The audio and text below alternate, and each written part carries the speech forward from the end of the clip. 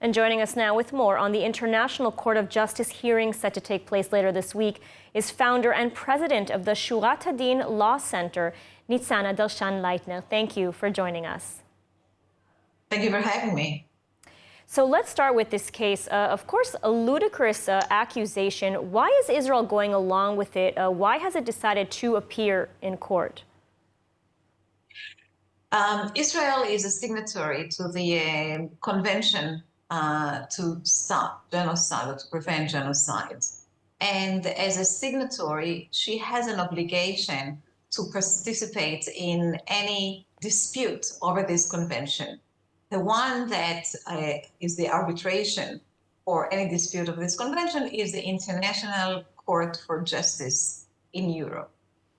Therefore, when South Africa brought a lawsuit against Israel for breaching the convention to prevent genocide, Israel doesn't really have a choice if she wants to stay and to honor the convention that she signed, but to go and to reply to the allegations brought by South Africa in the International Court for Justice.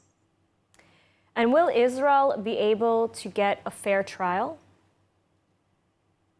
Look, on one hand, we would say Israel just simply could ignore the proceeding and goes on, and whatever the court decides this time. But Israel made a calculation that in this specific case, perhaps she has a chance to win the trial, meaning that she believes by reading the complaint that the allegations there are baseless, not only in fact that Israel does not commit genocide in Gaza. The opposite, Israel tries to protect the life of the citizens in Gaza.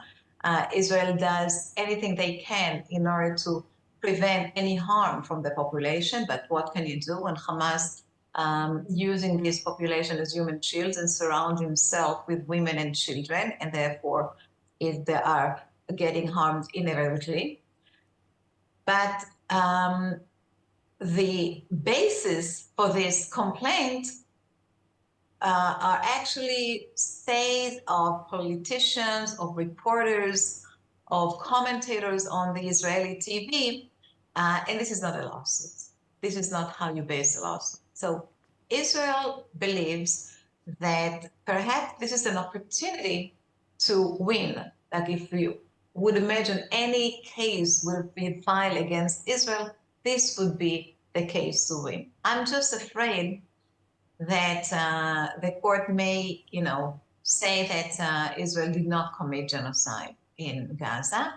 However, they do commit other crimes, war crimes, crimes against humanity, and others. It's not on the question. It's not what the court has to rule about, but the court can say anything in their opinion. And this could be a fear that Israel should take into consideration. Mm-hmm. And now Aon Barak will be the Israeli judge, a very unusual choice given he was on the opposing end of the government's legal reform this past year.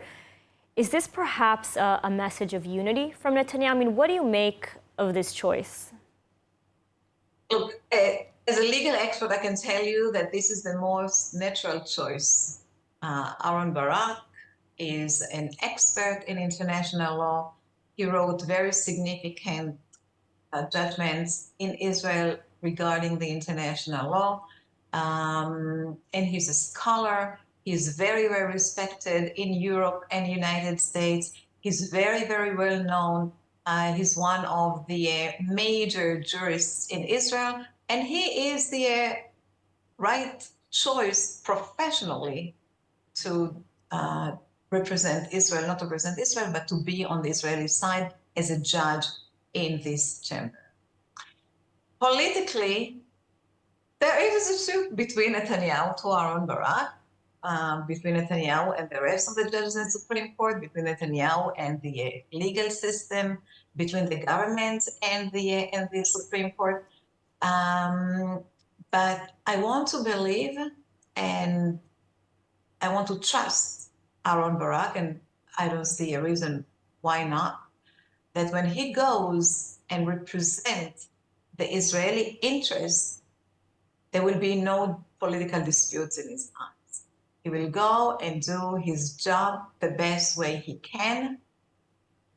And Israel will have to thank him for representing us with pride and honor. And he will be thanking Israel for trusting him, despite the fact that he was in the opposing side, trusting him to go and work and save Israel in this so severe situation. All right, Nitsana Darshan-Leitner, thank you for your analysis and for joining us today. My pleasure, and let's us wish luck to Israel in this proceeding.